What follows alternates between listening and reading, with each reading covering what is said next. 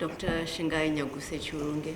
I'm a consultant anesthetist based at Perinatal Hospital, and I'm the president of the association.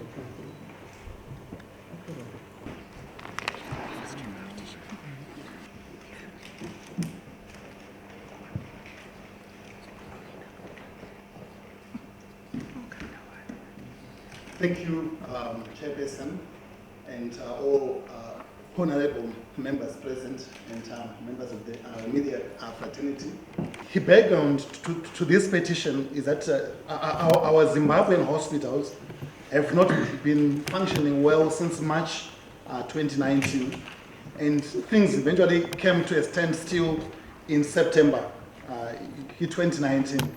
With hospitals having run out of essential drugs and sundries, and a lot of essential hospital equipment having either broken down to require replacement or to require urgent repairs, but which was not being done. Even the most basic things, which we consider basic, like syringes, were now hard to come by in the hospitals. In the end, the hospitals had turned out to be dangerous places for patients to come into. The doctors could no longer afford to come to work anymore because their wages were not enough to cover their coming to work. Inflation had affected them so much. And also the hospital working environment had now tended to be so unsafe for both patients and doctors alike.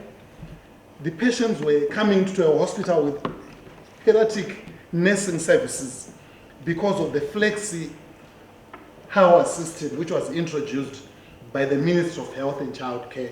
And this was taking away nursing care from patients and leaving them exposed. This, we concluded, had left the doctors and the hospitals incapacitated. We had made an effort to seek redress through speaking to hospital administrators who could not do any much anymore at the time.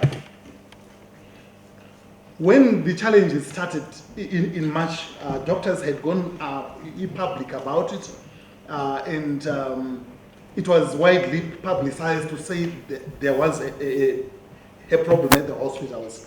We had also made effort to meet the Health Services Board concerning the matter, and would copy them our correspondences, but still nothing had been done to rectify the situation. The Minister of Health and Child Care and the permanent secretary in the ministry were approached several times concerning these issues. Several meetings were held, but nothing was really done to make the hospitals functional again until the time this petition was submitted. The Office of the President Cabinet had been copied on these important matters, and we had also written a letter to Parliament on the 15th of November detailing the challenges which were there at the hospitals. So with this information, we decided to approach this August House, knowing well that the Parliament of Zimbabwe is enjoined to protect the Constitution in terms of Chapter 6, Part 2, Section 119 of the Constitution of Zimbabwe of 2013, and to safeguard the right of every Zimbabwean to health care, as enshrined in Section 29 of Chapter 2, as read with Chapter 2, Part 2 of Section 76 of the said Constitution. And in this regard, we were seeking the intervention of this August House to attend to the issues which are bedeviling the Minister of Health and Child Care, and to help so that the hospitals of this country may be made functional again. Thank you.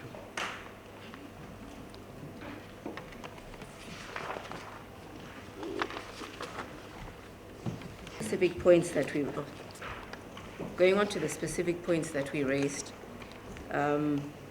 as we said, our point number one, we said the hospitals had run out of consumables and drugs, including even the basic syringes.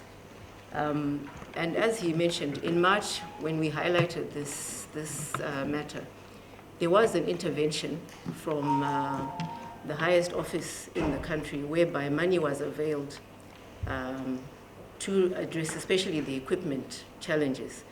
And on that basis, we need to clarify the hospitals were not functional from March. But on the basis of the promise made and the money availed, we continued to do what we could, awaiting that consignment. But as we will highlight further, that turned out to be a very disappointing matter in that it didn't minimal to address the challenges that we had. In terms of further incapacitation of the hospitals, our point number two, we are central hospitals between Mpilo, UBH, Parenyatwa Chitungwiza, and Salim Gabe central hospitals. So we receive the most ill patients which have failed to be attended at district level, at provincial level. And in that respect, critical care beds are essential in 4 central hospitals. And for instance, at Parenyatwa Hospital, out of a capacity of 10 to 14 beds, we were down to 4. And Harare Hospital was down to 3. Mpilo had 2, and UBH had a similar number, which left nationally for the public sector a total of less than 20 critical care beds for the whole nation, which was unacceptable. And our point number 3, a simple matter of running water. As you can be aware, we are working in a hospital environment. It's an infectious environment, both for ourselves, for the protection of ourselves and the patient. Running water was essential, and we continued to face challenges despite reservoirs being built. We felt that it was a matter which could be resolved in liaison with the administrations and the city councils, but running water continued to be a challenge within the hospitals. Our point number 4 concerning the flexi-hour systems. This was a system whereby health workers, that includes nurses, radiology, x-ray staff, laboratory staff, even now extending to the secretaries and administrative staff in the hospitals, are now allowed to work 2 to 3 days per week. So what this means is, I'll take, for instance, the nursing staff. Ordinarily, there are various shifts throughout the day, whereby the nursing staff that come in at 7 will either knock off at 4 or at 1, and the incoming staff come in, there's a handover, whereby the on-duty staff walk around the ward with the incoming staff and tell them what has been done, what is still needed to be done. But since the introduction of these flexi hours, nurses are working from 7 a.m., knocking off at 7 p.m., which is a straight 12-hour shift. And at 6:50, the nurses on duty will go downstairs to the bus that's waiting. The nurses coming at 7 p.m. are getting off that bus, going to the ward. So there's a little gap whereby there's almost no one on the ward, and there's definitely no handover of what's been going on during the day. So literally, each shift is starting from scratch and hoping for the nurses to be diligent enough to go through each patient's notes to see what's been done. So that is the flexi hours are dangerous. There has been no monitoring and evaluation since the introduction of these flexi hours to see the impact on the welfare of the patients. Because when all is said and done, this is about a quality service to the citizens of Zimbabwe, which we feel is being compromised by these flexi hours, which were introduced by the ministry, which is supposed to be safeguarding the patient's welfare. Our point number 5 was the erosion of our salaries.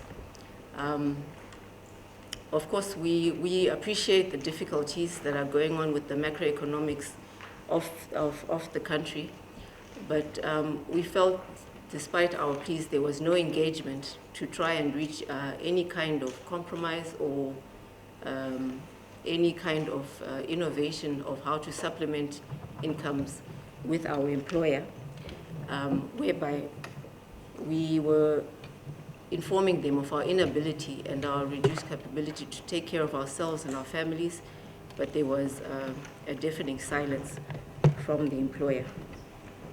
Our point number 6 was the issue of the University of Zimbabwe clinicians who are employed by the Ministry of Higher and Tertiary Education, but work in hospitals, providing clinical services. There is a provision at ministry level in their regulations to pay these doctors, but this was not being done and the reasons were not clear. Our point number 7 was the issue of the public-private partnerships, which the Minister of Health was pushing as, it seemed to us, as the only solution to the problems which are bedeviling our healthcare system. So while we feel it is an option, but the current model which is being talked about, we feel is tantamount to privatization of the public health sector, because there is mention of the Princess Queen Mohato, hospital in Lesotho, which is one of the sites which is being pushed as a proponent for the public-private partnerships. And that model has turned out to be, yes, beneficial to the private side of the sector, but has been a major drain on the fiscus of Lesotho.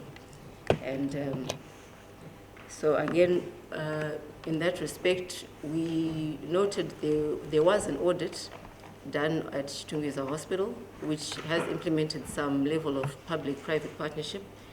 We ourselves were not officially privy to that audit, but we would appreciate if the Parliament can make that audit become official officially, and really look into, before it becomes a nationwide project, let us really look into it to see if it is beneficial to the citizens of Zimbabwe.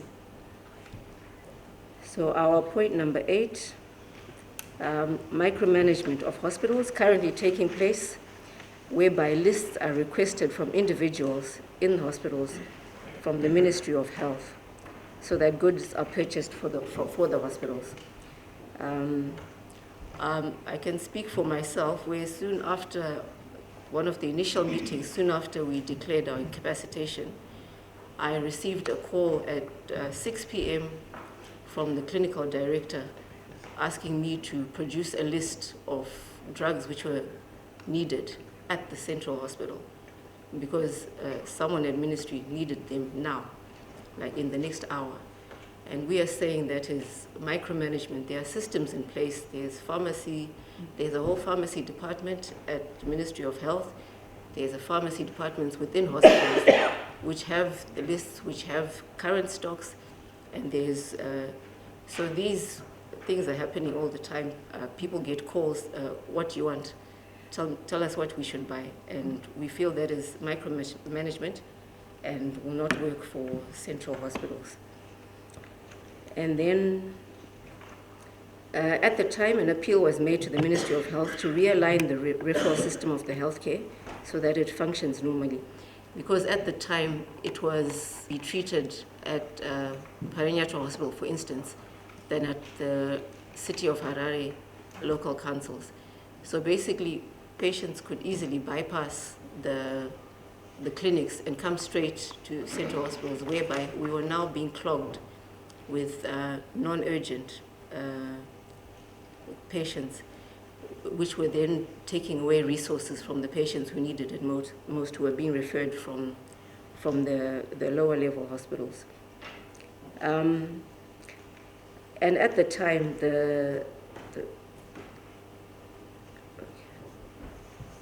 our point number 10, in a statement at the time, the Minister of Health and Childcare had said that measures were being put in place to capacitate local council clinics and hospitals so that they can take over the load that was being compromised by the central hospitals being shut down.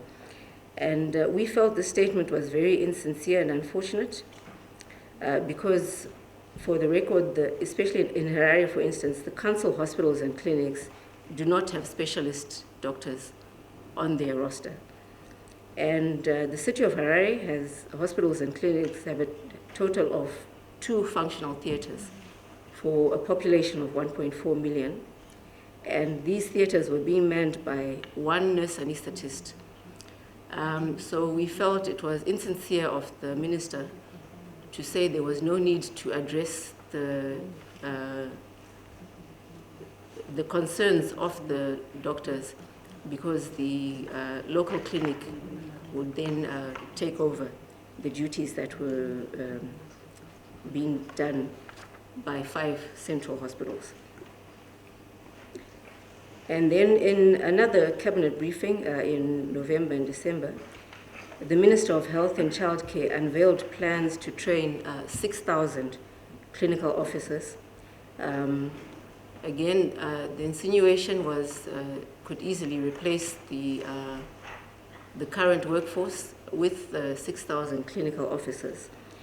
And at the time as well, there was a push, an insinuation that midwives could then, traditional midwives working from residential places could also take over the services that were being provided. Be treated at Parenyato Hospital, for instance, than at the City of Harare local councils. So basically, patients could easily bypass the clinics and come straight to central hospitals, whereby we were now being clogged with non-urgent patients, which were then taking away resources from the patients who needed it most who were being referred from the lower level hospitals. And at the time,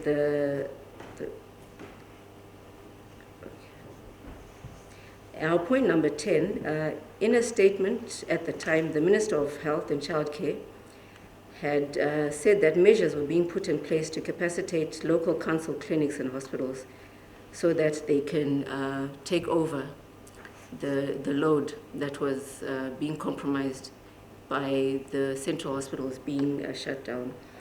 And we felt the statement was very insincere and unfortunate because, for the record, especially in Harare, for instance, the council hospitals and clinics do not have specialist doctors on their roster.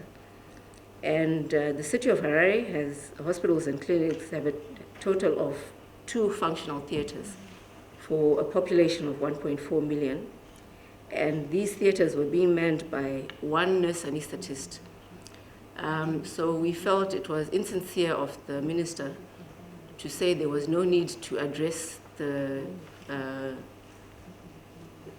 concerns of the doctors, because the local clinic would then take over the duties that were being done by 5 central hospitals. And then in another cabinet briefing in November and December, the Minister of Health and Childcare unveiled plans to train 6,000 clinical officers. Again, the insinuation was could easily replace the current workforce with 6,000 clinical officers. And at the time as well, there was a push, an insinuation that midwives could then, traditional midwives working from residential places could also take over the same services that were being provided in Chitungeza Hospital. So they are there. There is some equipment upon arrival. It has never been used. It is there in our stores. It was condemned by our engineers on arrival. These are the anesthetic machines, the anesthetic beds. As you know, when we operate a patient, the bed that they lie on during the operation, the beds came for maternity theater with a maximum weight of 65 kgs. So as you can imagine, non-pregnant, a lot of non-pregnant women are already above 65. And in our population, pregnant ladies, they can range anywhere between 75 to 110 kgs. So already those beds were completely unusable. They were unsafe in terms of their composition of the material that they used in.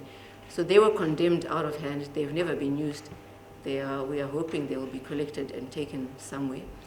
Anesthetic machines were incompatible, again, with our system, have never been used. Our engineers said they do not know how to use them.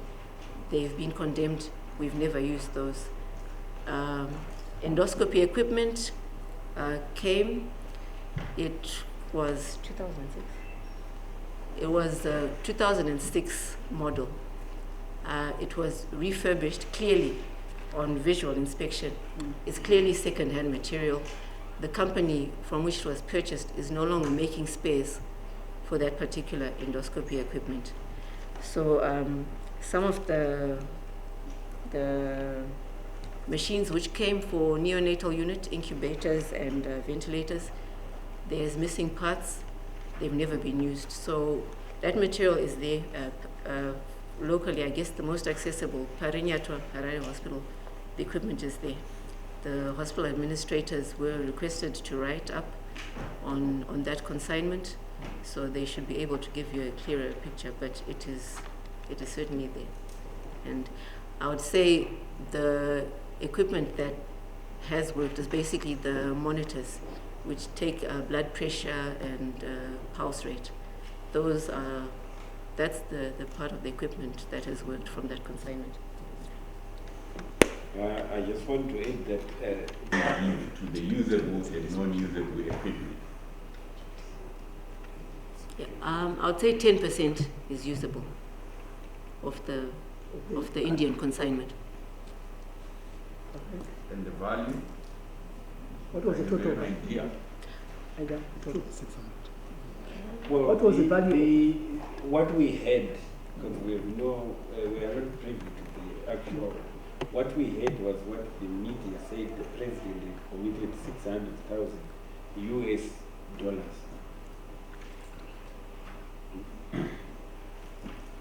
Thank you, Chair. Thank you. Important aspect of health delivery, procurement. Every hospital, every ministry will know and will have a list of what equipment is required at this level of hospital.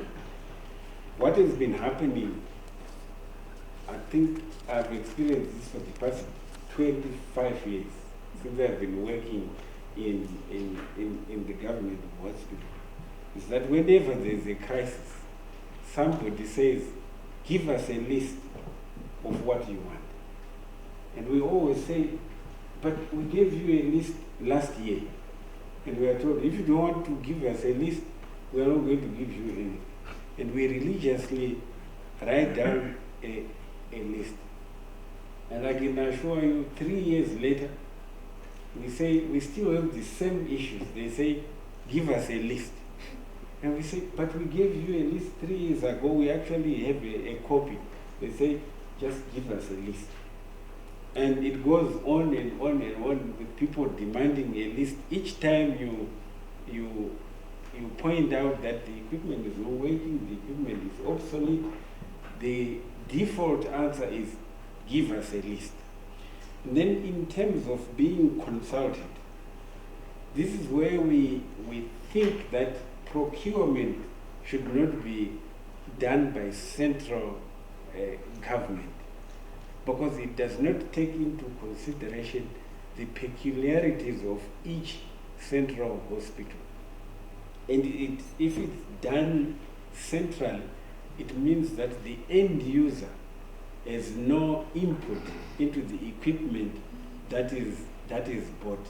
And in the case of the Indian consignment, despite the ministry having a list that they had requested from the practitioners, with some members still got calls and WhatsApp messages and even pictures of the equipment being bought in India. And I would like to point out to you that if you have bought anything online, usually the picture that they show you It's not what you get. is nothing to do with what you get.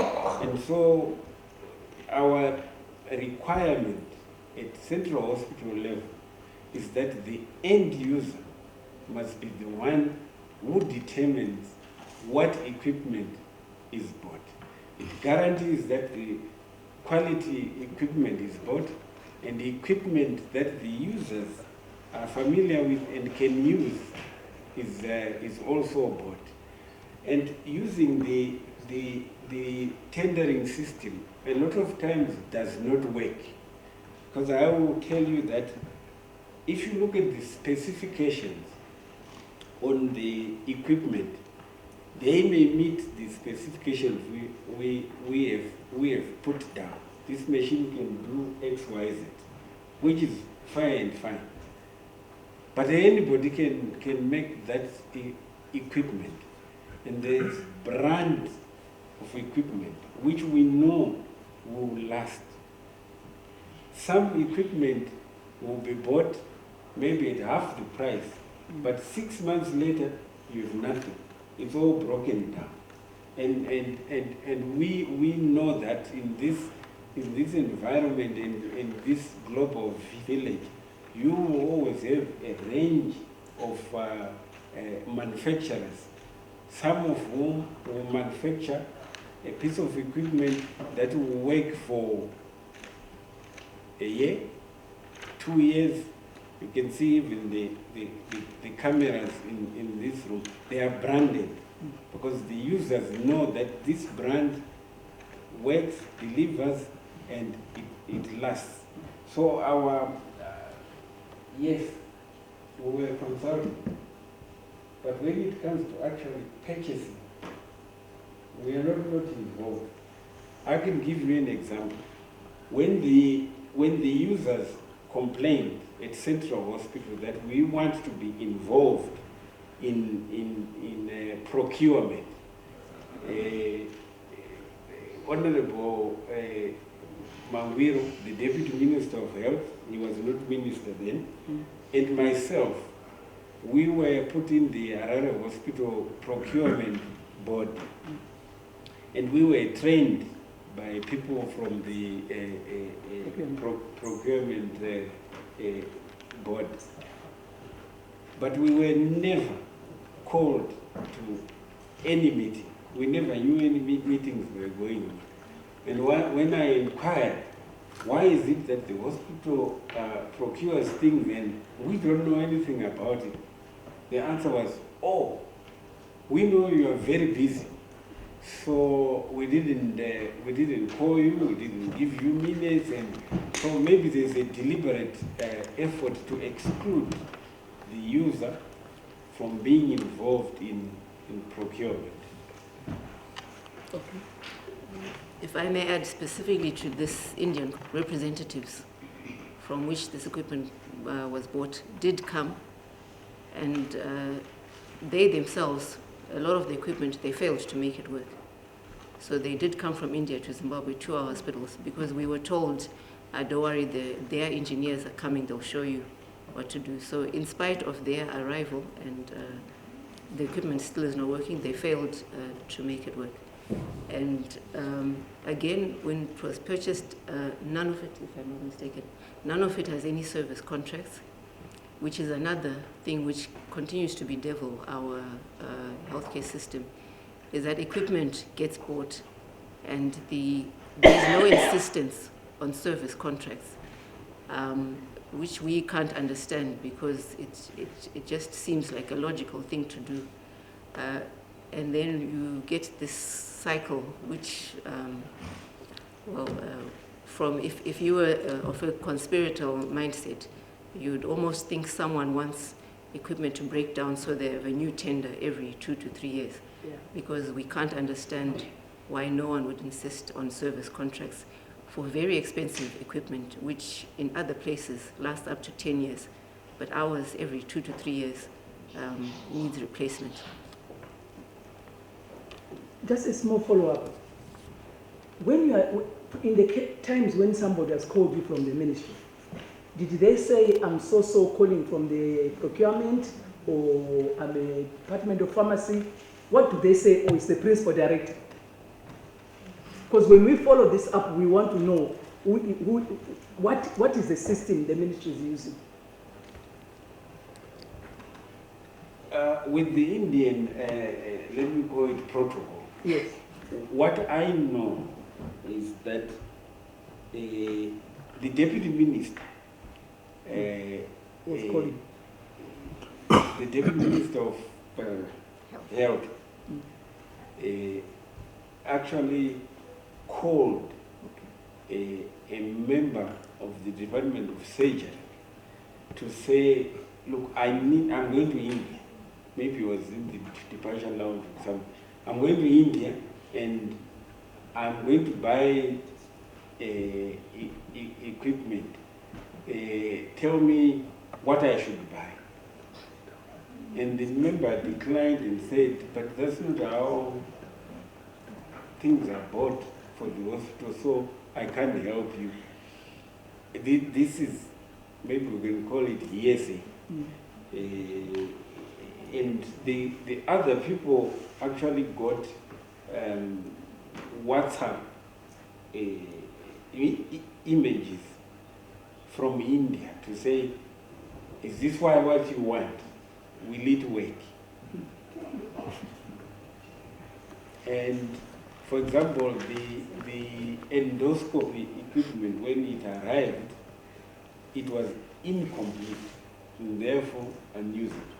I'm told that the doctors at Harare Hospital refused to use it, and I think it was given to the army or something like that, because it was not usable.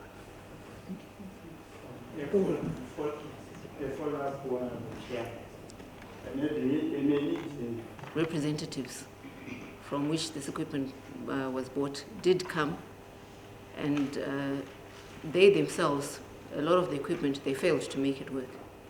So they did come from India to Zimbabwe to our hospitals because we were told, don't worry, their engineers are coming, they'll show you what to do. So in spite of their arrival and the equipment still is not working, they failed to make it work. And again, when it was purchased, none of it, if I'm not mistaken, none of it has any service contracts, which is another thing which continues to bedevil our healthcare system, is that equipment gets bought and there's no insistence on service contracts, which we can't understand because it just seems like a logical thing to do. And then you get this cycle which, from if you were of a conspiratorial mindset, you'd almost think someone wants equipment to break down so they have a new tender every 2 to 3 years. Yeah. Because we can't understand why no one would insist on service contracts for very expensive equipment, which in other places lasts up to 10 years, but ours every 2 to 3 years needs replacement. Just a small follow-up. When you are in the times when somebody has called you from the ministry, did they say, I'm so calling from the procurement, or I'm a department of pharmacy? What do they say? Or it's the principal director?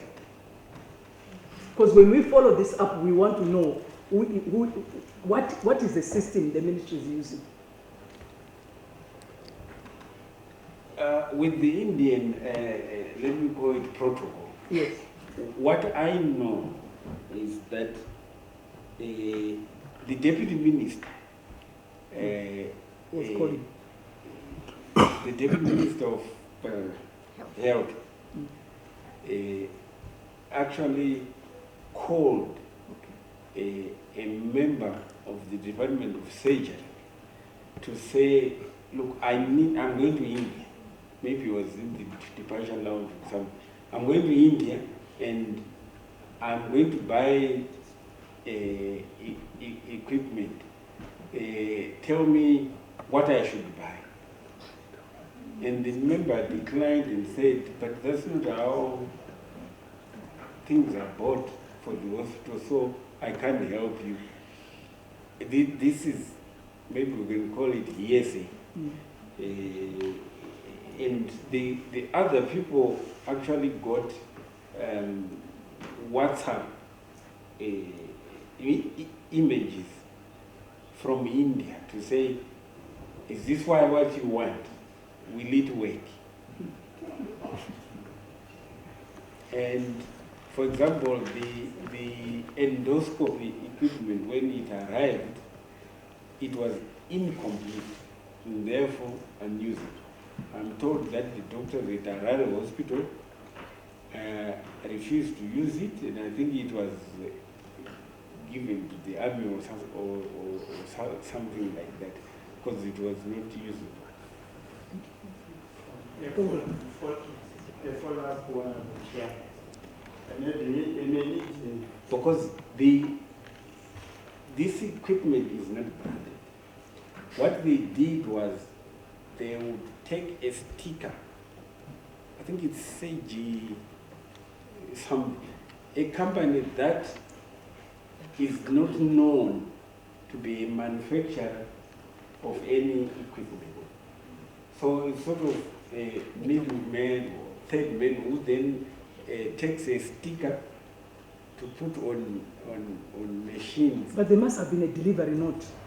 Yeah. With the headline, with the name of the company. Yes, there's a company. Okay. But I'm saying, Or it's when not a I spoke to manufacturer. the hospital equipment department, they said they don't know this company to be a manufacturer of equipment. So it's like I'm selling you a car and I take whatever car and stick my name on it as if I've made it. But in actual effect, I've bought it from somebody else and I've stuck my name on it. Okay, thank you. It's No, she wants to give us the name, I think. Narula Exports from New Delhi. You think you can send it to her WhatsApp message? Okay. Give her WhatsApp. 0778 So 0 778 8 717 717 255. 255. In the meantime, That does not happen. happy. Yeah. Because it is going to happen. What it means, and this is what the population is not realizing. If you are very ill and you need help, you are going to die. That is the bottom line.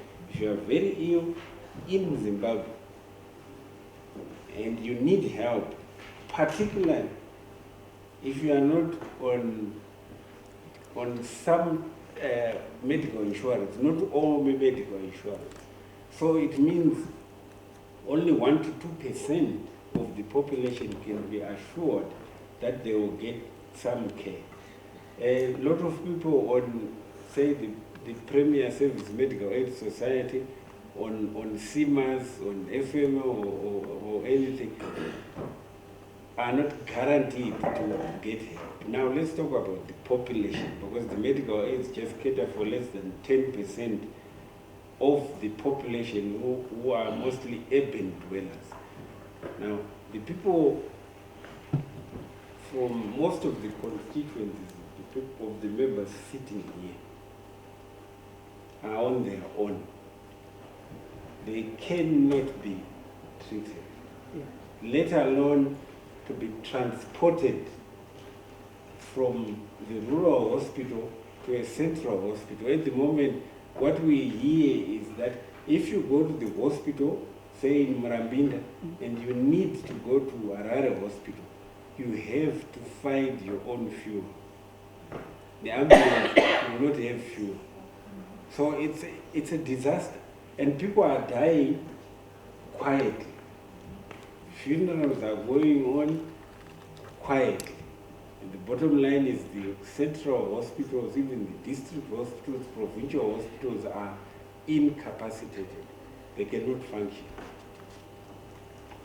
Thank you. Okay. What's Can we this? just go back to the lady about the ICU, about the ICU beds? Can you just repeat what you said about the length of time you've known about or have been working with ICU through your neighbors? And can you tell us also about Impilo? What is their capacity, their full capacity, if they were running at full capacity, and how many beds are actually properly available for ICU care? Regular freelance.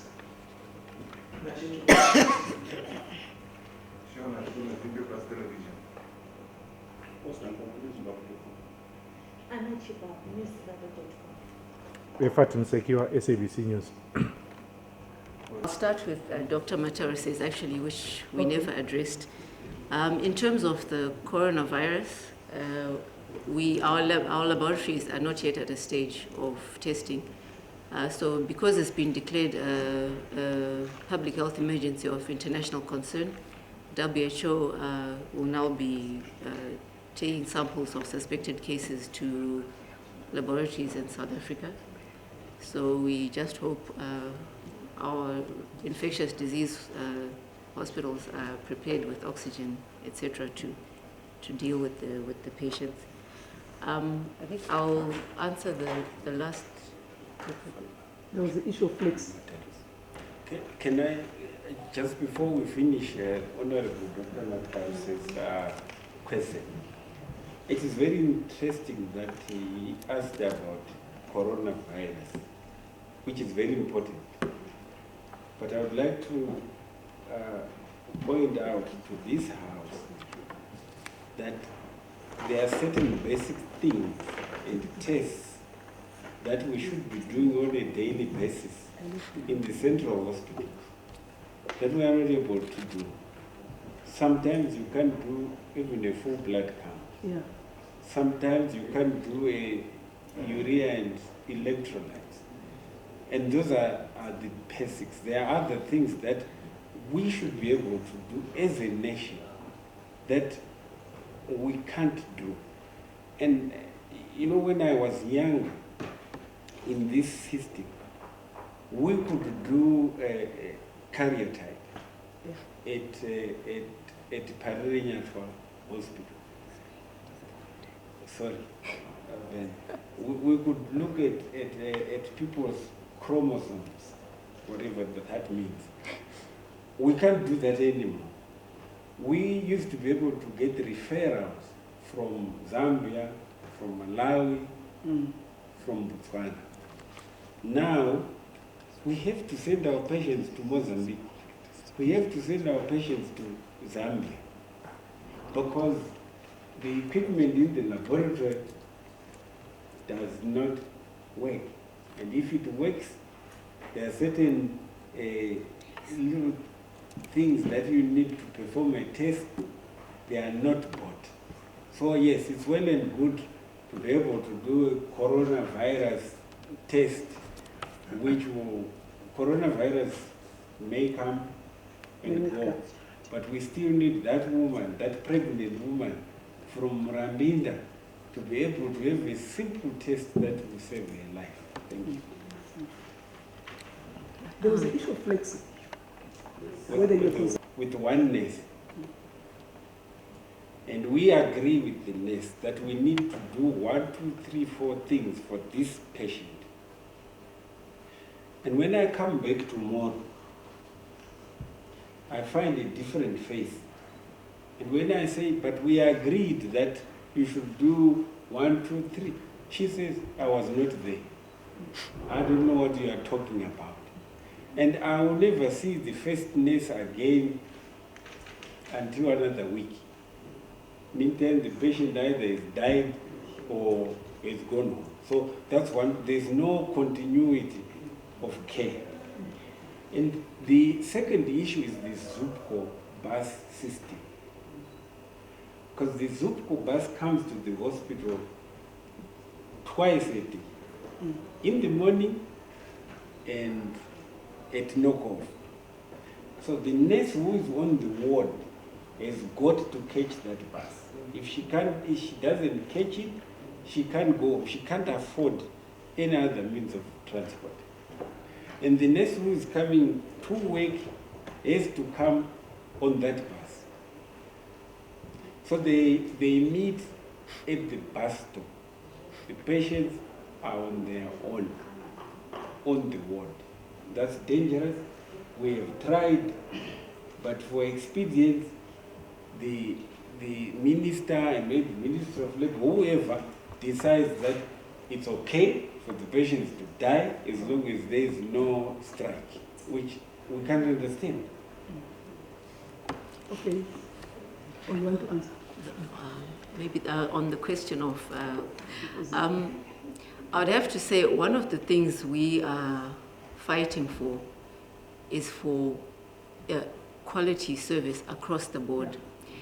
Because right now, at a particular hospital, the fate of any individual patient is very dependent on who's on duty that day. Yeah. So if I am a very dedicated doctor, and I'm feeling energetic, I left home, I got up on the right side of the bed. When the patient comes in and there's no FBC, I'll run around, I'll go from ward to ward, I'll pick up, we call it, we steal from different wards because there's specific sister in charges who are known to be organized. You go talk to her nicely, she'll give you things. So if that doctor or that nurse is on duty that day, that patient has a good chance. The patient who comes the next day, the doctor failed to pay for their school fees, or they're just not feeling good that day, I can literally just come in and I'll just write on the patient's notes. I'll write my 5 orders. After that, I'll just write, after every order, out of stock, out of stock, out of stock, not available, out of stock. So the same is true at hospital level. Gweru Provincial and the Midlands hospitals, because we must say, they've got progressive administrators who've been able to liaise a lot with the mining companies in the province to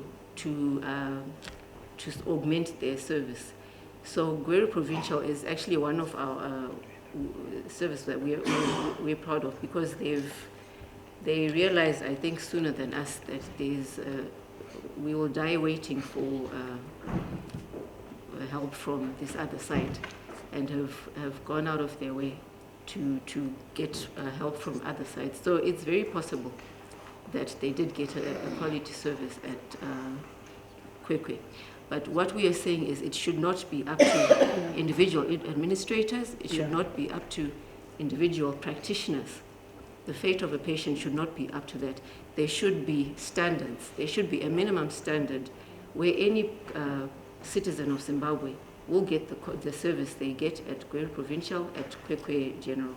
So that is what we are saying, is that the system itself is defunct, the system is without minimum standards, the system is without adequate oversight. And there should be standardization, and which is not there at the moment. She said all the background is written in the past tense. So is it still going on? What? The other question was on Oh, the background. I said when he was presenting the case, it was like he was saying it in the past tense. And I was thinking that it's like the situation. Okay. So is the situation still prevailing? Unfortunately, there's been some movement, maybe in terms of drugs. And what has been happening now is a lot of hospitals have gone to direct purchasing, where they try and mop up, they use their hospital funds to bypass NatFarm. In terms of NatFarm, there is not much joy. A lot of ARVs, a lot of malaria tablets, a lot of TB medication, a lot of condoms still available From the at Global NatFarm. Fund. Pardon? From the Global Fund. Yes. But for what we call the non-communicable diseases, which are becoming a growing burden in Zimbabwe, your blood pressure medication, your diabetes medication, your higher level antibiotics, those are still at critically low levels in terms of NatFarm. So in terms of Central Hospital, some have been doing direct purchases, so those stocks are slightly improved. But in terms of equipment, I can tell you at Parinyatua right now, out of a theatre suite of 13 possible theatres, we can run 3 to 4. Harare Hospital, main theatre suites, 6, a capacity of 6 main theatre, 3 or 4? 3 pediatric theatres, they can run 1. Main theatre out of 6, they can run 1. Maternity, Harare Maternity, out of 2, we can run 1. Pillow, out of 10, we're running 2 theatres. So in terms of the infrastructure, there hasn't been much movement. On the drug side, probably there's been a bit of boost because for 4 months, nothing much was moving.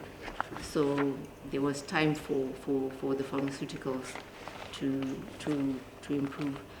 And I must say as well, why we are fighting for the hospitals to be addressed. There's a lot of focus on our infectious disease, on HIV, which, yes, continues to be a large burden. But 33% of mortality for Zimbabwe was from NCDs, 2016. And a lot of our external funders, they do not focus on hospitals. They're not focused on trauma. They're focused on HIV, TB, malaria, which is fair and fine, which is why we feel it's imperative for the government of Zimbabwe to look at its disease progression. We now have a double burden of infectious and non-communicable diseases. And a lot of those will require specialist care, will require doctors. These are your strokes, your heart attacks, your cancers. They are increasingly a burden. And these conditions need to be treated in hospitals. And the hospital system is not capable, as it is, of treating conditions which are starting to affect the majority of citizens, whether you are coming you are in rural Zimbabwe, you are in urban Zimbabwe. The burden of disease is growing, but there seems, from what we see, to be no urgency on the part of the administrators to prepare for or to deal with the current conditions or to prepare for the growing burden that is coming. We keep hearing about these accidents. They are going to increase. We keep hearing about the cancer burden. It's increasing. Diabetes, we are eating differently. It's increasing. But BP patients, because of our lifestyle changes, they are increasing. And there is no urgency on the part of the administrators to prepare and to capacitate the practitioners or the hospitals for this burden of disease that is hitting our population. Switch off your light, please. The light not going. Okay, the light has gone kaput. But I just wanted to say something. As University of Zimbabwe,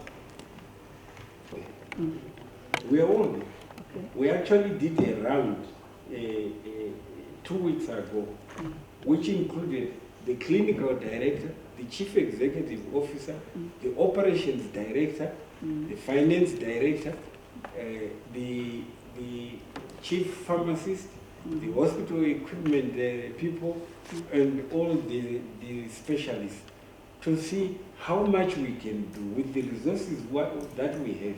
How much work can we do? This is at SlyMedia Hospital. And as she pointed out to you, pediatric hospital, 4 theaters, 1 can't be used as nothing, it's just a room. We agreed, everybody there, that you can only use one theatre. And this one theatre is supposed to cater for all the specialties. We counted them, and there are 7 of them. 7 specialists with their team. That may be up to 40 doctors or so. You must use one theatre. And why is that? Because some of them do not have equipment, and there is no nursing staff. The nurses said, even if you equip all these 4 theatres, you can only run one theatre. Same as the adult theatres, they said you can equip this with the most sophisticated equipment you want, you can only run one theatre. Why? Because there are no nurses.